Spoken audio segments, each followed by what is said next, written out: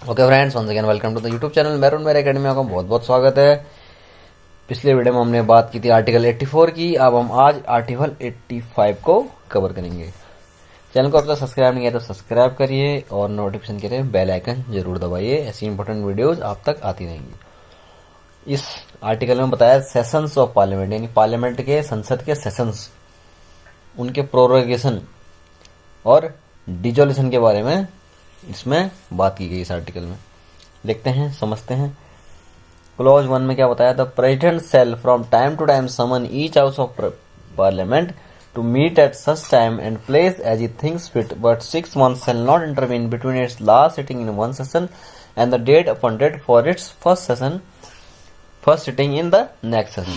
इसका मतलब क्या है? जो राष्ट्रपति के पास क्या पावर है कि वो ईच हाउस यानी दोनों लोकसभा और राज्यसभा में से किसी भी हाउस को बुला सकता है, बैठक के लिए बुला सकता है।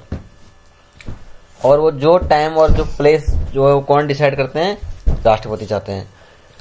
और ये 6 months के ज्यादा गैप नहीं होना चाहिए। मान लो पहला सेशन जो लोकसभा राज्यसभा का है 1 जनवरी है, तो 6 महीने के अंदर ही अगला सेशन हो जाना चाहिए। 6 महीने से ज्यादा का गैप नहीं होना चाहिए। ऐसा नहीं कि 1 जनवरी को आपने कर दिया है फिर आप जुलाई या अगस्त में कर रहे हो, तो 6 महीने से ज्यादा का गैप नहीं होना चाहिए दोनों सेशन के बीच।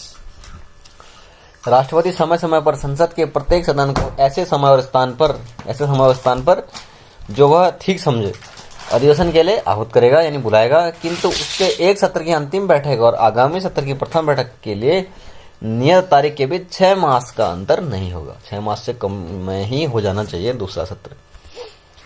अब सेशंस कौन कौन से हैं? जो सत्र हैं वो कौन कौन से सत्र होते हैं? लगभग इंडिया की जो पार्लियामेंट है लगभग साल में 3 सत्र हो जाते हैं। वैसे हमने बोला कि 2 सत्र तो कम से कम होने चाहिए, पर 3 हो जाते हैं नॉर्मली। एक में बजट सेशन हो जाता है फरवरी टू मई में, मानसून सेशन हो जाता है जुलाई टू सितंबर में, और विंटर सेशन हो जाता है नवंबर टू दिसंबर में। सेकंड सब क्लॉज में क्या बताया है? द प्रेसिडेंट में फ्रॉम टाइम टू टाइम, जो प्रेसिडेंट है वो क्या कर सकते हैं? Prorogue the house of other house, यानी कोई भी हाउस, अदर हाउस में लोकसभा और राज्यसभा में से किसी भी हाउस को क्या है? सत्रावसान कर सकेगा। सत्रावसान कर सकेगा यानी रद्द कर सकेगा उसकी मीटिंग, यानी बुला भी रहा है, समन भी कर रहा है और बोल रहा है कि हाँ भाई खत्म भी कर रहा है वो, ठीक है। अगला क्या है? Dissolve the house of the people, यानी क्या है? वह हाउस ऑफ द पीपल यानी लोकसभा का विघटन कर सकता है, यानी उसको भंग कर सकता है। लेकिन उसको भंग किस केस में कर सकता है? जब उसकी मेजोरिटी ना रहे।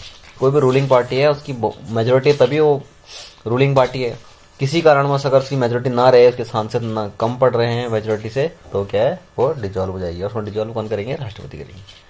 हिंदी में देखते हैं राष्ट्रपति समय समय पर सदनों का या किसी सदन का सत्रावसान कर सकेगा। दूसरा क्या है? लोकसभा का विघटन कर सकेगा। तो यहाँ पे इतना ही था आज की वीडियो में। अगले आर्टिकल के साथ फिर हम आपके पास आएंगे, तो चैनल को शेयर